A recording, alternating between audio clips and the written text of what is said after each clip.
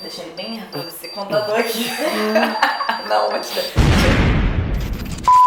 Oi gente, tudo bem com vocês? Hoje estou aqui com uma presença ilustre, o professor Felipe do ProEnem. Se apresenta, por favor. Olá galera, sou o professor Felipe Moraes, professor do ProEnem de Interpretação. E tá até com a cabeça fazendo propaganda, você gosta.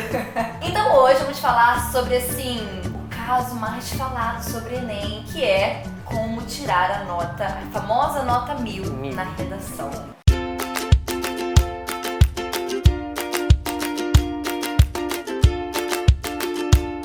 A cada ano que passa, a redação tem se tornado justamente o maior medo, porque a correção tem ficado cada vez mais técnica, cada vez mais... um pente Não é mais fino. aqui subir pra botar pro alto e pegar uma... Essa é 10, essa é 9, não, né? É uma correção muito bem feita. Existe aí por trás de tudo isso um treinamento desses corretores, um treinamento muito sério. Então é importante a gente saber dicas, né, pra poder facilitar naquela coisa bem direta da redação. Exatamente. A redação no Enem é corrigida em 5 competências. E é justamente nessas competências que o candidato precisa estar atento. Então é muito comum que as pessoas pensem assim: eu não preciso saber gramática, língua portuguesa. Lê do engano, porque a gramática é cobrada sim na competência 1. E agora o candidato já passa a ser penalizado com 3 erros gramaticais. Então errou uma crase, uma vírgula, uma concordância, já começou a ser penalizado na competência 1. Ser penalizado, que você diz, é tipo você começar a tirar. Ele já vai a pontuação. perdendo pontos. E a nota no Enem, ela é retirada de 40 em 40. Nani? Aí você pode me perguntar, mas como é que alguém tira 980? Se esse cara tirou 980, é porque um corretor deu 1000 e o outro corretor deu 960. Então, em um corretor, ele foi penalizado com 40 pontos. Aí, na média, é que ele perdeu 20. Legal. Então, gramática é um ponto muito É importante, muito né? importante. Tem de saber gramática, sim. Tem de conhecer norma culta, sim, para não cair justamente nesses errinhos bobos que a gente encontra Pensa assim, ó, 40, na redação. menos 40, aí vai dar uma dor no coração, entendeu? Tá mesmo? Outra coisa muito importante que vai estar associada à competência 2 é o fato de ele ter conseguido atingir muito bem a temática, ter elaborado uma tese muito bem definida, clara, objetiva, marcada no texto, porque se não tem tese, não tem texto dissertativo argumentativo. Sim. A tese é aquilo que você vai defender ao longo do Então texto. é importante deixar isso bem claro na prova, É o seu né? ponto de vista. Tem gente até que tem medo de deixar isso claro. Ai, será que eu devo ficar em cima do muro? Não, Vou te deixar exatamente. claro. Você tem Tá. que me dizer o que eu defendo, qual é o meu ponto de vista acerca desse tema. Interessante. Isso é extremamente importante, senão eu não sei o que você está defendendo. Sim, tem gente que gosta de ficar em cima do muro. Não, porque eu não quero que ele saiba o que eu tô defendendo. Não pode, não é um texto subjetivo, não é Machado de Assis.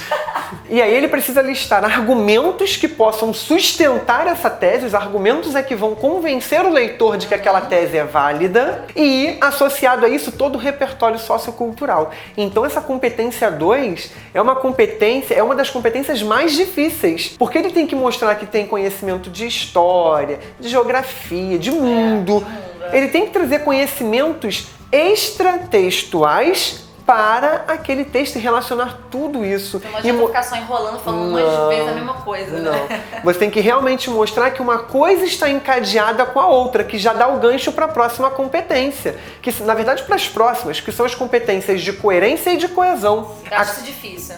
É chatinho, né? Na coerência, a gente está avaliando se as coisas que você trouxe para o texto e se todas as informações que você listou, os argumentos, se eles estão realmente relacionados. Se todas essas informações têm uma ligação, se elas estão casando. Na coesão, a gente está vendo de que maneira você foi capaz de estabelecer o elo entre essas informações. Nem eu sei. Eu faço a prova e nem eu sei como é que eu consegui. E aí são os recursos coesivos. Uso de pronomes, uso de conjunções, uso de elementos anafóricos e catafóricos que possam permitir a retomada de alguma coisa já dita. Catafóricos, tá. Que possam permitir a progressão textual, porque um texto não pode ser enxergado como um monte de informações jogadas. Um texto é como essa blusa. A palavra texto, inclusive, vem de texto, que significa tecido. O maior exemplo que eu gosto de dar é esse, que a coesão é justamente essa ligação que a gente vê. Você não enxerga que aqui tem um monte de pontinho, você enxerga o tecido como um todo. Entendi. Eu tenho que enxergar o texto como um todo. Eu não tenho que ver e aqui foi uma ligação, não. Eu tenho que ler aquilo de uma forma tão fluida que faz com que eu realmente observe que aquilo é um produto final, é uma coisa só.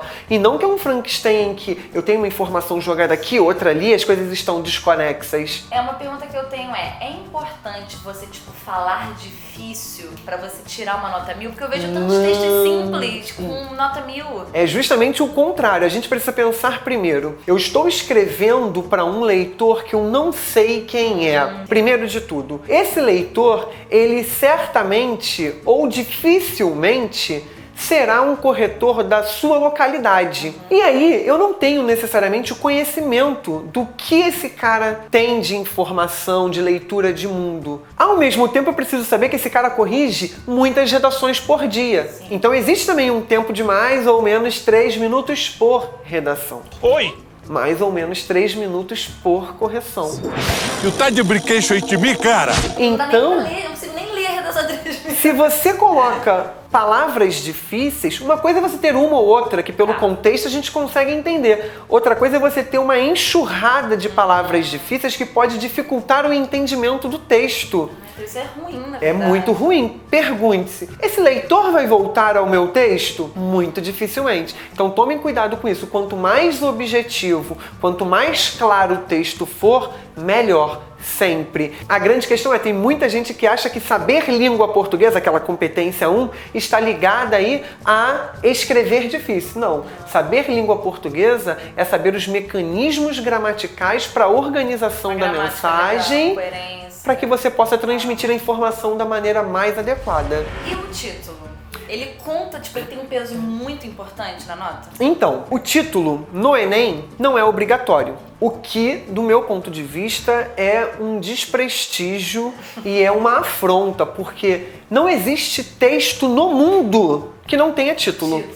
Classificados de jornais têm título. Então tudo tem título, música, livro, filme, peças teatrais. Por que o texto não vai ter? Aquele título é o que particulariza. O Enem não cobra. Mas se você puser o título, você cumpre com um rigor maior da estrutura textual e você precisa saber que o título precisa antecipar para o leitor toda a informação que vai ser tratada. Ou seja, ele precisa ir no cerne do texto, na questão, no centro mesmo, na base.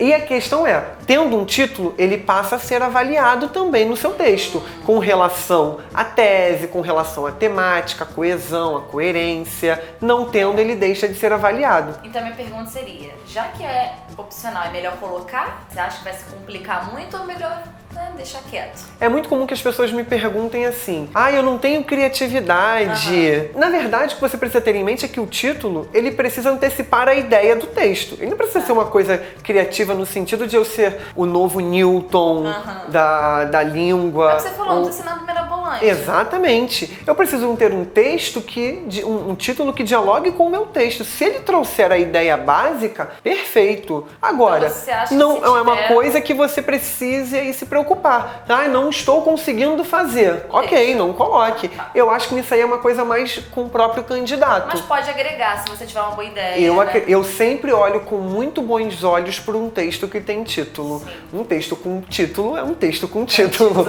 É um texto que tem a sua estrutura completa. E aí vem a última competência, que é a mais assustadora. É a da famosa... Tem ainda mais assustador? Essa é aquela pela qual todo mundo tenta brigar ali pelos 200 pontos. Tá. É a tal da proposta Ah, é verdade. que o Enem exige.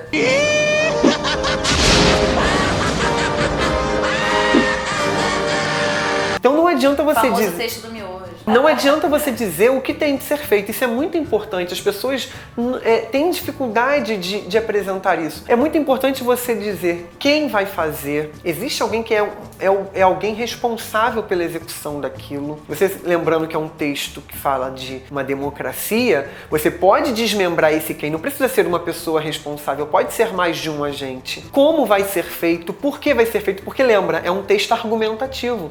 Então você não tem que me dizer o que tem de ser feito, você tem de me convencer também acerca do que tem de ser feito.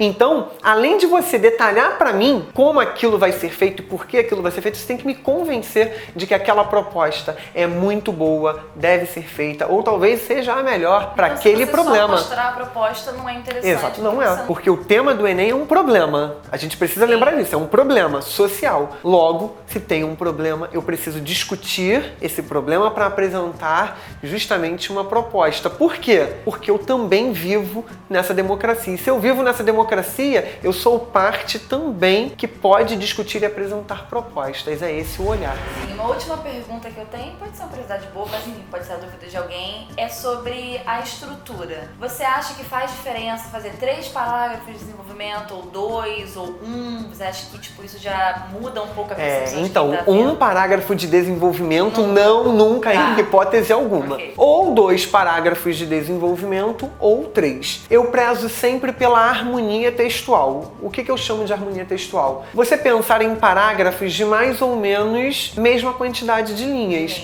Nada para não ficar justamente uma coisa muito destoante, uma introdução com 3 linhas, parágrafos de desenvolvimento com 8, 10, fica uma coisa muito feia. Parece que você não foi capaz de planejar e de pensar o seu texto. Em relação à utilização dos 2 ou dos 3 parágrafos de desenvolvimento, aí também está associada a quantidade de argumentos que você tem. Se eu tenho 2 argumentos, eu vou ter 2 parágrafos de desenvolvimento, 1 para cada argumento. Se eu tenho 3 argumentos que sustentem a minha tese, eu vou ter 3 parágrafos de desenvolvimento. E aí fica mais a critério do próprio candidato também. A grande questão é, entre ter 3 parágrafos muito mal fundamentados e ter 2 muito bem fundamentados, tenha 2. Melhor 2. Porque a base da argumentação é a fundamentação. É ela que convence o leitor. Uma coisa também que eu já ouvi, eu aprendi, não lembro exatamente, é que é importante que a introdução seja um pouquinho maior que a conclusão. Não sei se isso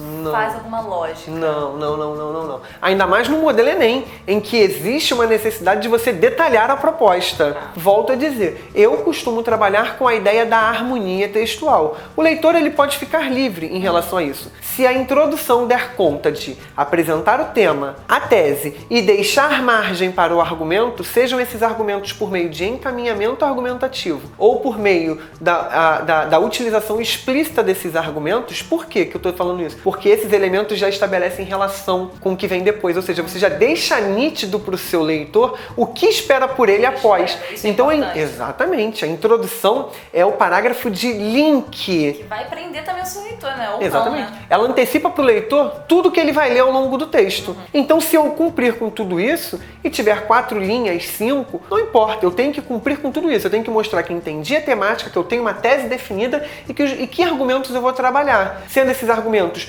muito claros já desde o início ou por meio de um encaminhamento. Vamos visar quais são as causas e consequências. Então você não diz quais são, mas aí o cara já sabe que ao longo dos parágrafos de desenvolvimento ele vai ler sobre as causas daquele problema. Ou então você já lista. Vamos discutir pelo viés histórico tal coisa e pelo viés político ou social ou religioso, depende do tema. E aí eu já sei que em um parágrafo eu vou ter a base histórica e que na outra eu vou ter a base política, religiosa, blá blá blá. Uma coisa, o vídeo já tá bem grande, eu sei, mas só uma coisinha que eu só queria perguntar, que você falou sobre, é importante falar sobre Brasil. Sim, o tema é brasileiro, o tema trata de questões sociais no Brasil. Então a sua redação ela é falada, ela precisa ser escrita, relacionando aí todas as questões do Brasil. Posso trazer outros países? Sem problema nenhum, a título de comparação, mostrar como ocorreu lá para exemplificar aqui, mas não ao ponto de fazer com que a sua redação seja uma redação falando de Canadá, de Estados Unidos, de Tailândia, não. Não! É só a título mesmo de passar os olhos, de exemplificar e voltar. De que maneira que isso repercute no Brasil? Pensa sempre nisso. Traz a sua realidade para o Brasil. Fiquei até cansada de tanta informação nova na minha cabeça. Então espero que tenha sido muito útil pra vocês, porque assim, gente, vamos tirar a nota 1000 no Enem, porque a gente sabe que isso pesa muito, assim. Acho que é a coisa mais importante, né? A redação é a prova que tem a maior nota. Então, assim, arrasem na redação com essas dicas, porque adorei. Até acho que eu peguei pra mim, assim, umas dicas, passar até pra minha irmã depois, porque ela vai fazer Enem esse ano. How'd you feel about the graphs? Easy. I struggle with the essay question. Então é isso, gente. Se gostaram, não esquece do like, de se inscrever aqui neste canal maravilhoso. Se inscrever lá também no canal do ProEnem, sim. E também, porque eu não falei aqui nesse vídeo, sobre o meu e-book, que eu sempre falo todos os vídeos, mas eu esqueci nesse. Então, meu e-book gratuito, 10 segredos para aprender inglês. Então, não tem a ver com redação, mas eu quero fazer meu jabá aqui, tá bom? Mas então, tem a ver com linguagens. Tem a ver com linguagens, muito obrigada, ajudou aqui. Então, aqui é o primeiro link da descrição pra vocês, tá bom? Um super beijo e tchau! Beijão, até galera. mais. Tchau, tchau.